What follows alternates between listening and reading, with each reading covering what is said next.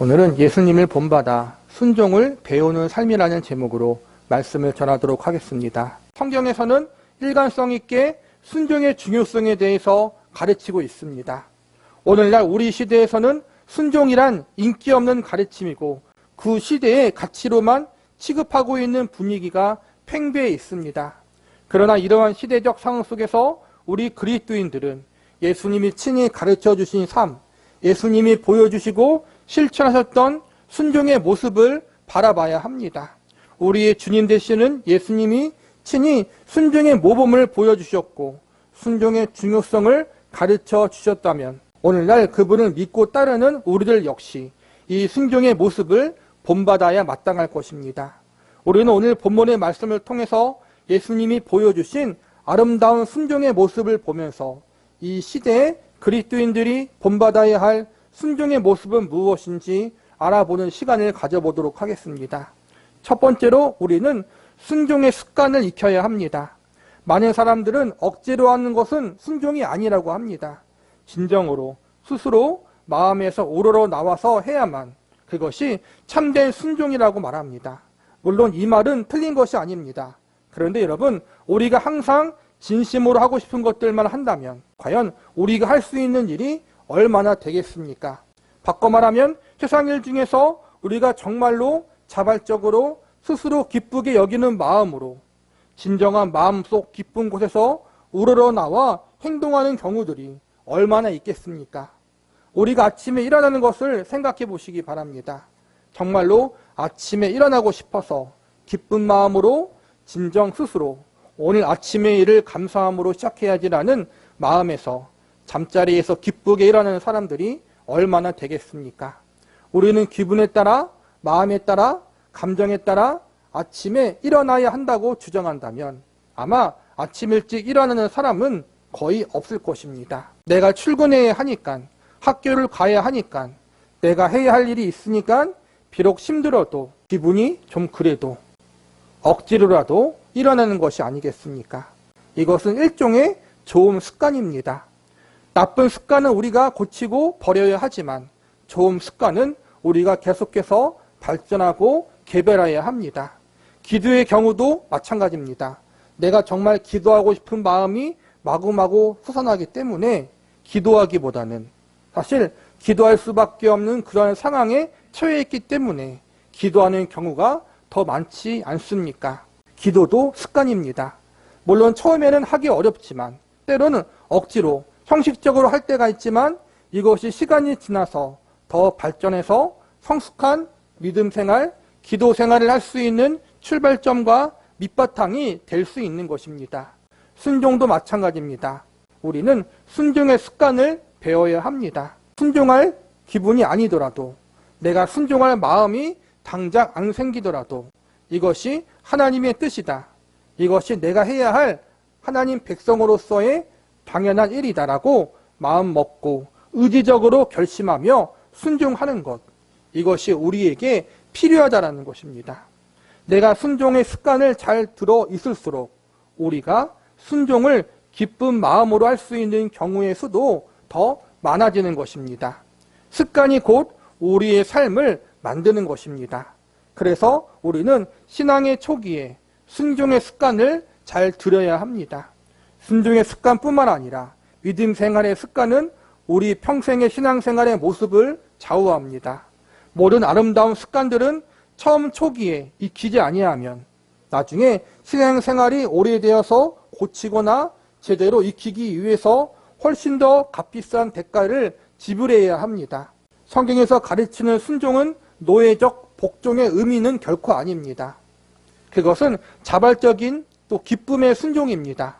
그런데 자발적인 기쁨의 순종이 우리들의 삶에 자연스럽게 나오기 위해서는 제일 먼저 순종의 습관을 잘 만들기 위해서 노력해야 합니다. 그 노력에는 처음에는 억지로 하는 것도 필요하고 기분이 내키지 않지만 해야 하니까 해야 한다라는 책임감과 의무감이 전제되어 있는 것입니다. 그렇게 책임감으로 또 억지로 하다 보면 자연스럽게 그게 몸에 배이게 되고 나중에는 감사함으로 할 수 있는 자리까지 가게 되는 것입니다. 그러므로 처음부터 자발적인 마음으로 순종할 그러한 마음이 생기지 않더라도 억지로라도 책임감을 갖고 순종하고자 하는 태도를 취하셔야 합니다.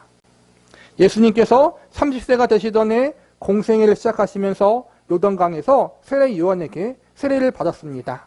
그분의 세례는 구약의 제사장들이 30세가 되면 전신 세례로 몸을 깨끗이 하고 제사장직을 시작하듯이 예수님이 이제 인류를 위한 제사장, 곧 메시아의 사명을 수행하기 위한 순종의 세례였습니다. 예수님의 세례는 하나님의 뜻에 대한 순종의 세례였던 것입니다. 그래서 예수님이 물속에서 나오실 때 하늘에서 하나님이 친히 이는 내 사랑하는 아들이고 내 기뻐하는 자라는 음성을 들려주십니다. 예수님의 순종이 하나님 아버지를 기쁘게 한 것입니다. 우리가 순종할 때 하늘에 계신 하나님 아버지께서 기뻐하신다는 사실을 기억하셔야 합니다. 우리는 지금 어떠한 습관을 가지고 계십니까? 반항의 습관, 말대꾸의 습관, 시기와 질투의 습관, 거룩하지 못한 습관을 가지고 있진 않습니까?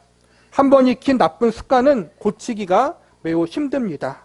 저와 여러분은 하나님 앞에서 잘못된 습관을 버리고 좋은 습관, 순종의 습관을 익힐 수 있도록, 그래서 하나님을 기쁘시게 할 수 있기를 바랍니다. 두 번째로 우리는 순종이 결코 쉬운 길이 아님을 알아야 합니다.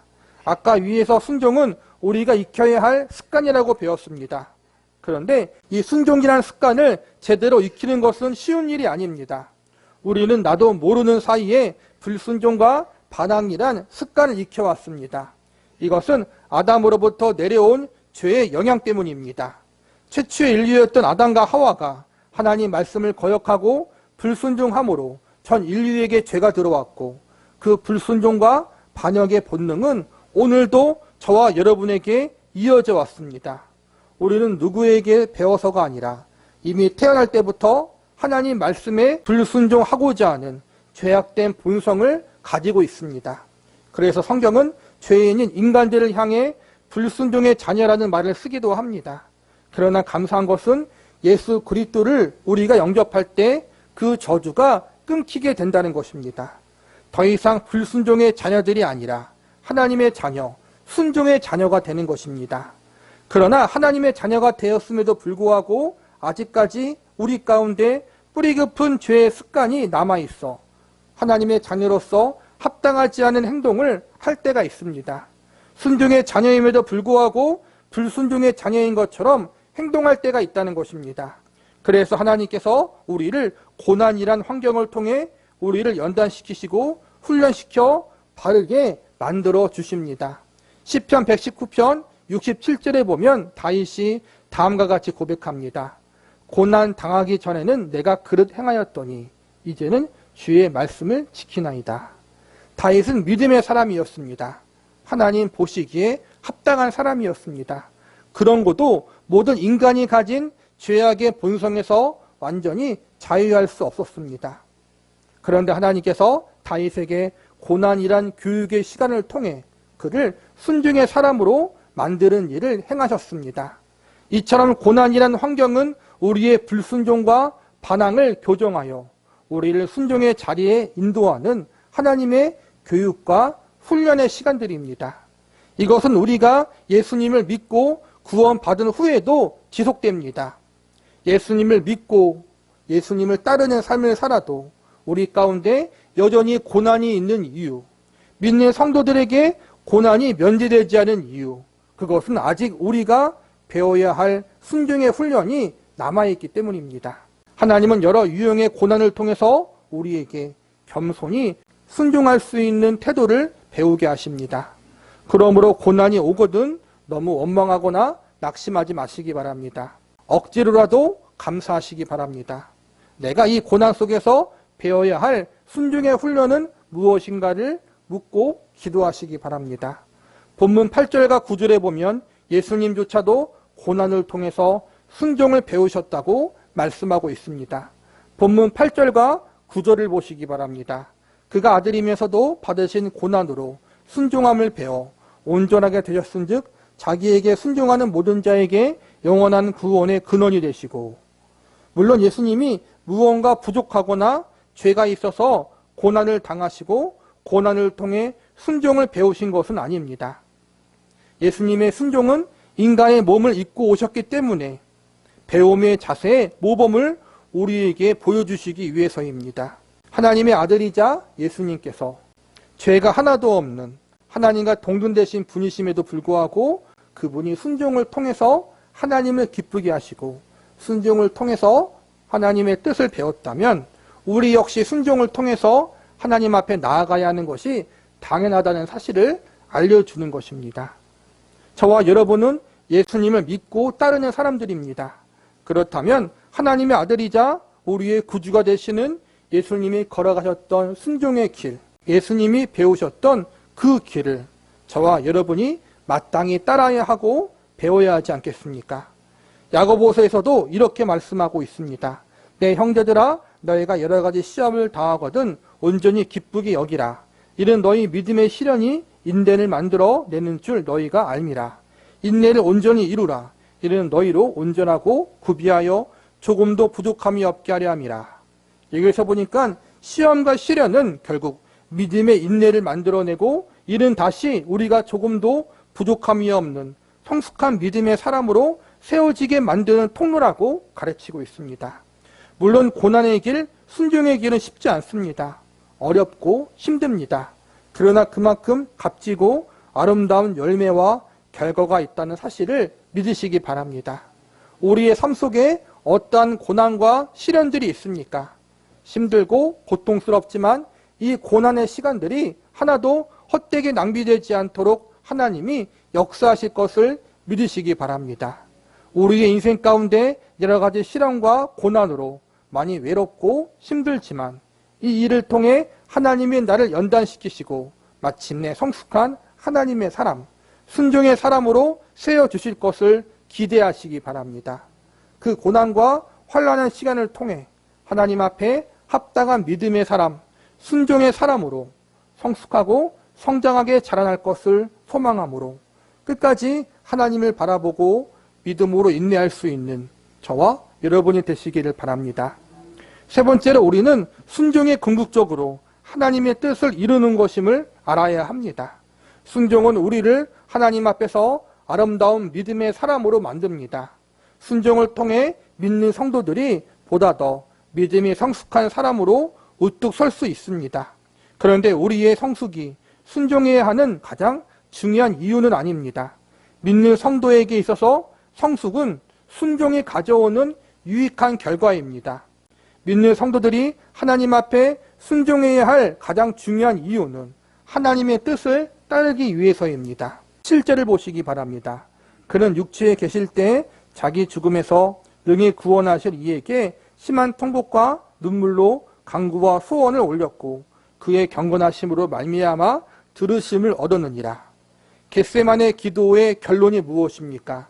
내 뜻대로 마옵시고 아버지의 뜻대로 하옵소서였습니다. 기도로 하나님의 뜻을 확신한 예수님은 하나님 아버지의 인류 구속의 뜻을 이루고자 기꺼이 십자가의 고난을 감당하는 길을 걸어가셨습니다. 그렇게 해서 예수님은 하나님 아버지의 뜻을 이루는 순종의 삶을 완성하셨습니다. 그리고 어떻게 되었습니까? 본문 9절과 10절을 보시기 바랍니다. 온전하게 되셨은즉 자기에게 순종하는 모든 자에게 영원한 구원의 근원이 되시고 하나님께서 멜기세덱의 반차를 따른 대제사장이라 칭하심을 받으셨느니라. 예수님의 순종함으로 그분을 믿는 자들에게 영원한 구원을 주는 생명의 근원이 되셨습니다. 그리고 영원한 대제사장이 되어서 지금도 우리를 위해서 하나님 옆에서 끊임없이 중보기도하고 계십니다. 그렇다면 이제 영원히 살아계셔서 우리들의 구세주가 되시고 우리의 중보자가 되시는 그 예수님을 본받고 그분의 심을 의지하여 예수님이 보여주신 모범에 따라 진정한 순종의 사람으로 우리가 살아야 하지 않겠습니까? 이제부터는 우리의 영원한 구원의 근원 되시고 하나님 앞에서 우리를 위해 중보 기도해 주시는 예수님의 도우심으로 지난날의 모든 악한 반항의 악습을 우리는 버려야 하고 순종의 거룩한 습관을 배우기 위해서 힘써야 할 것입니다. 먼저 우리는 가족 간에 서로 순종하는 법을 배워야 합니다. 부모와 자녀 간의 관계, 형제와 자매들 간의 관계, 또 배우자의 관계 속에서 서로 주님 안에서 섬기며 순종하는 법을 여러분 배우시기 바랍니다. 직장 안에서 혹은 내가 속한 단체 안에서 동료들과 또 상급자와 하급자의 관계 속에서 서로 섬기며 순종하는 모습을 만들기 위해서 노력하시기 바랍니다. 또 교회 안에서 나와 사역자들과의 관계, 직분자와 나와의 관계, 청신들과 나와의 관계 속에서 서로 섬기며 순종하는 모습을 만들기 위해서 힘쓰시기 바랍니다. 그리고 무엇보다 우리 인생의 궁극적인 권위자이신 하나님 아버지와 나의 영적인 관계를 바르게 하실 수 있기를 바랍니다. 내가 날마다 하나님 말씀에 귀를 기울이며 순종하는 기쁨으로 인생을 살아가기 위해서 기도하고 힘쓰시기 바랍니다. 예수님이 하나님의 뜻에 온전히 순종했을 때 하나님이 예수님에게 이는 내 사랑하는 아들이고 내 기뻐하는 자라고 말씀하셨습니다. 우리 또한 하나님의 말씀과 뜻 앞에 온전히 순종하는 모습으로 나아가므로 하나님 아버지께서 이러한 우리의 순종의 모습을 보면서 보라 내 사랑하는 아들과 딸이요 내 기뻐하는 자로다. 이러한 칭찬의 말씀을 들을 수 있는 저와 여러분이 되시기를 바랍니다. 말씀을 마무리하겠습니다. 순종은 거룩한 습관이고 성도들이 마땅히 따르고 본받아야 할 거룩한 신앙의 모습입니다. 이 일은 쉽지 않습니다. 어렵습니다. 그러나 예수님이 걸어가셨던 길이기 때문에 우리는 그 길을 따라가야 합니다. 비록 어렵고 힘들고 때론 그 길을 가다가 넘어지고 실패를 경험한다 할지라도 우리는 낙심하거나 포기하지 말고 다시 일어나 끝까지 그 길을 걸어가야 합니다. 하나님은 지금도 우리가 겪는 모든 인생의 경험들과 사건들을 통해 또 우리가 겪는 고난과 연단의 시간을 통해 우리를 순종의 사람으로 만들어 가고 계십니다.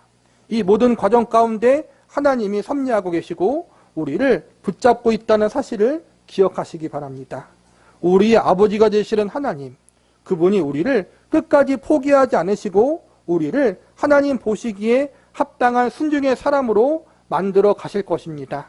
하나님도 포기하지 않고 계시니 우리도 포기해서는 안 됩니다. 비록 여러 번 넘어지고 실패한다 하더라도 넘어진 그 자리에서 실패한 그 자리에서 우리를 다시 일으키시는 하나님의 손길을 붙잡아야 합니다. 우리의 인생이 우리의 운명이 하나님의 손 안에 붙잡혀 있습니다. 그 하나님은 우리를 가장 사랑하시는 아버지십니다. 그 하나님의 열심과 일하심에 우리가 영원히 붙잡혀 있습니다. 우리의 생이 다하여 천국에 가는 그날까지 하나님을 신뢰하고 의지하는 믿음으로 끝까지 순종의 길을 걸어갈 수 있는 우리 성김의 교회 성도 여러분이 되시기를 간절히 기도합니다.